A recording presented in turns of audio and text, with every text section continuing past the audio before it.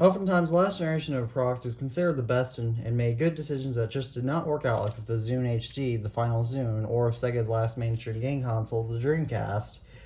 However, the last iPod Touch shows that the smartphone was not the only killer of the iPod, but rather that it committed suicide. Why would Apple want to make the last iPod so terrible, however? After all, wouldn't there be a specific niche for a dedicated music player, like with the modern Sony Walkman that Sony still makes? So Apple would want to compete in that niche, right? Let's dive into how the last iPod committed suicide for the iPod as a whole. The 7th and final iPod Touch, released on May 28, 2019 via a press release, started at $199 for the base 32GB model, $209 for 128GB storage, and then $399 for 256GB storage. 7th generation iPod Touch was the only iPod to have a 256GB storage capacity, which is the most storage you could ever officially get in an iPod. The iPod Touch 7th generation only featured 3 changes from its predecessor.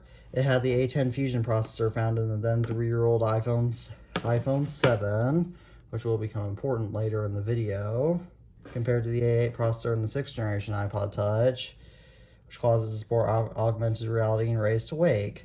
The 7th generation iPod Touch also finally added the ability to show this battery percentage, unlike any other iPods, which only took Apple a decade after Apple brought out to the iPhone with the iPhone 3GS, as you can tell here.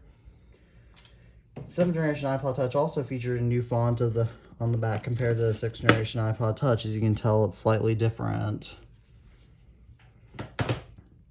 The biggest issue with the 7th iPod Touch is that even though it was a new product and still is a decently modern tech product today, it sure did not feel like a new product. The 7th generation iPod Touch shares an almost identical design in not only the 6th generation iPod Touch, which also has the same overall design as the 5th generation iPod Touch, which in turn looks a lot like the iPhone 5 from that same year. I even showed this iPod to my mother, and she didn't even believe that this is from 2019, which just goes to show you how outdated this looked. The design was not the only flaw of the iPod Touch 7, however. The iPod Touch 7 also had outdated hardware for its time, having an underclocked A10 Fusion chip found in the iPhone 7 from 2016, a worse camera than the iPhone 6 from 2014, which wasn't even supported for most of the iPod Touch 7's lifespan. Even in late 2019, you could still get the superior iPhone 7 for about $130, which was $70 cheaper than the base iPod Touch 7th generation.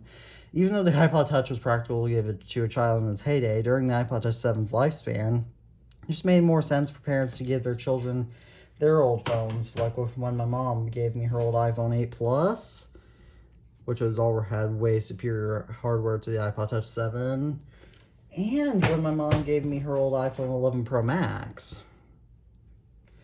Even when the 6th generation iPod Touch released in July 2015, it still had almost as good of a camera as the then latest iPhone 6 and the exact same A8 chipset. Unsurprisingly, the 7th generation iPod Touch failed and got discontinued on May 10, 2022, officially terminating the iPod as a product. However, the lack of treatment the iPod Touch received towards the end, it really died too late. In fact, even iPod enthusiasts generally don't even think about this iPod when they think about iPods, which just goes to show you how terrible of a product and value it still is to this day. Unsurprisingly, the iPod Touch 7th generation also got cut off from iOS support later in 2022 when iOS 16 released, ultimately terminating Apple's care for the iPod.